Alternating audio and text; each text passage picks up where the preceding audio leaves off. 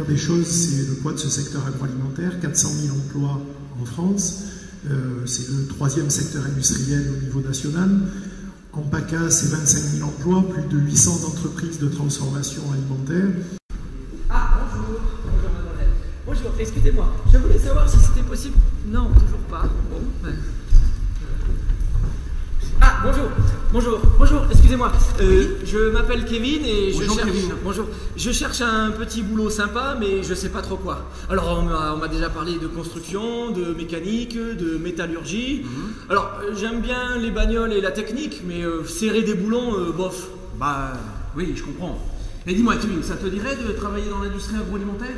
Limancène est l'occasion pour le tissu agroalimentaire de la région Provence-Alpes-Côte d'Azur de faire la promotion des métiers. Ils sont variés, ils sont intéressants. C'est original, c'est moderne, c'est une communication qui doit parler aux jeunes notamment. On sait qu'on doit passer par l'image aujourd'hui pour faire passer les messages.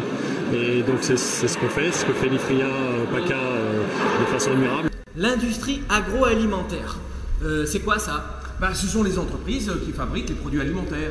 Tout ce qui se mange ou tout ce qu'on utilise pour faire la cuisine.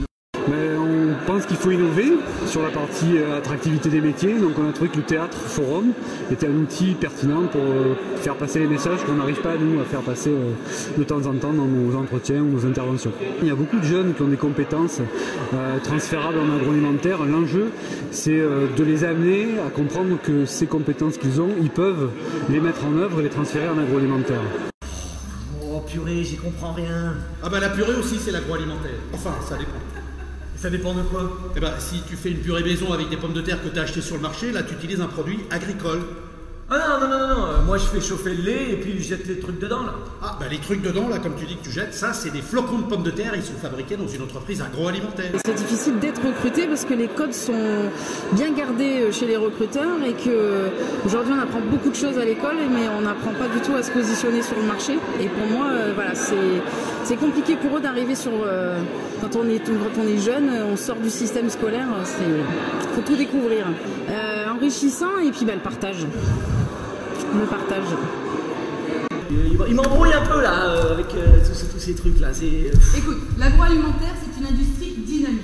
Tu vois, ils s'intéressent à ta façon de manger. Et ils inventent tout le temps des produits sympas, nouveaux, modernes. Oui, ça m'a intéressé, ça m'a appris des choses sur l'agroalimentaire, hein. Des trucs que je connaissais pas. C'est mieux à l'oral comme ça, jouer, ça passe mieux. Pourquoi pas, je voudrais apprendre en fait. Voilà. Après, on devrait essayer, pourquoi pas. La technique ne suffit pas.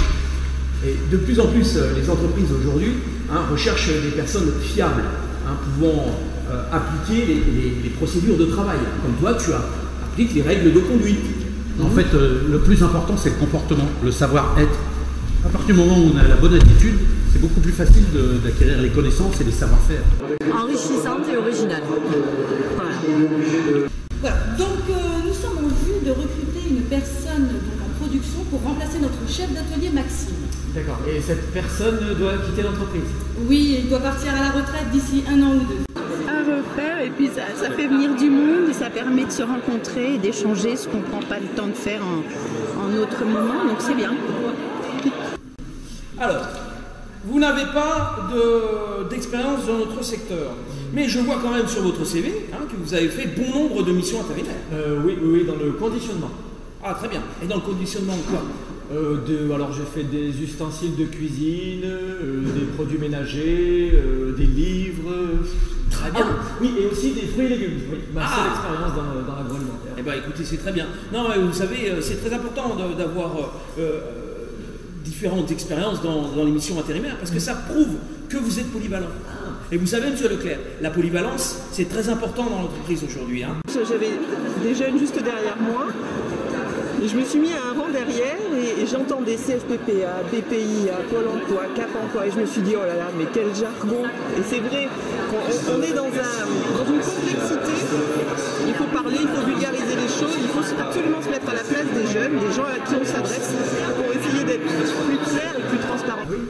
Il y a quand même besoin de certaines compétences techniques. Oui, mais enfin la technique ça s'apprend facilement à partir du moment où on a une tête bien faite, comme la vôtre, là vous avez quoi un bac pro? Oui, mais en gestion. Oui, moi j'ai un CAP de coiffure. Très représentative de ce qui peut se passer, de ce que l'on vit nous au quotidien en tant que recruteur, puisque je suis amenée à recruter des personnes, du personnel innovateur, première chose, et énergie, parce que c'est bien qu'on ait des acteurs comme ça qui à un moment donné puissent présenter ce genre de projet. Oui, c'est ça, tout à fait. Une formation complétée en fait sur les basiques de l'agroalimentaire en hygiène et en sécurité. Maxime sera votre tuteur. D'accord. Ça dure combien de temps? Une semaine ou deux. Ça nous permettra d'évaluer vos capacités potentielles. Oui, et de voir si je fais votre affaire. Et si nous faisons la vôtre. On travaille régulièrement avec l'IFRIA, avec les entreprises de l'agroalimentaire, dans le cadre de recrutement. Et puis bon, c'est vrai que je trouve que la modalité de présentation est vraiment très originale et intéressante.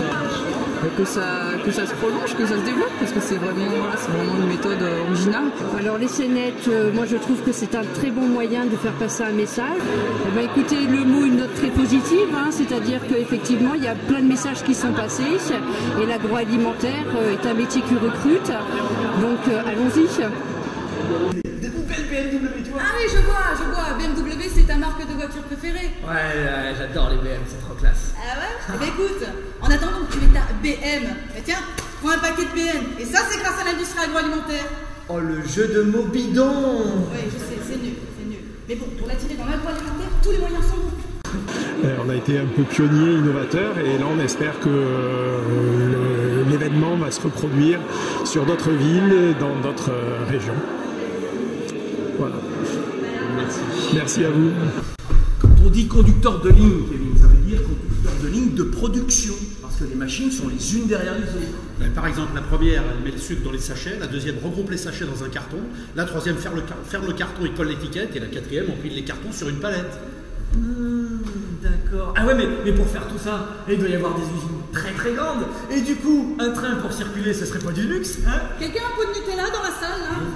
C'est pas des métiers qu'on voit tous les jours. Ce qu'on voit, c'est plutôt des métiers dans la vente, des choses comme ça. Mais les métiers de l'agroalimentaire, c'est un peu plus caché. Mais qu'on en parle encore plus, puisqu'il y a des débouchés dans ce secteur-là. Mais il doit y avoir des machines bourrées de trucs techniques pour faire tout ça, hein? Ah ouais, il y en a plein. Alors, ça te dirait? Ouais, ok, je vais bien essayer. Mais juste pour voir. Ok, allez, on y va. Bien. On va commencer, tu vas commencer par la première chose à savoir faire. Et c'est quoi? Éplucher les légumes. Eh bien, je trouve que ça démystifie le secteur. Ça crée du lien aussi entre les acteurs parce que je pense que nous, on voit ça d'un point de vue adulte, d'un point de vue salarié. Et c'est vrai que dans la tête des jeunes, tous ces termes, est-ce qu'ils sont bien interprétés? Est-ce qu'on sait à qui s'adresser? Tenez, vous voyez, Séverine, par exemple, la cellule est en panne, donc elle est allée la chercher au magasin.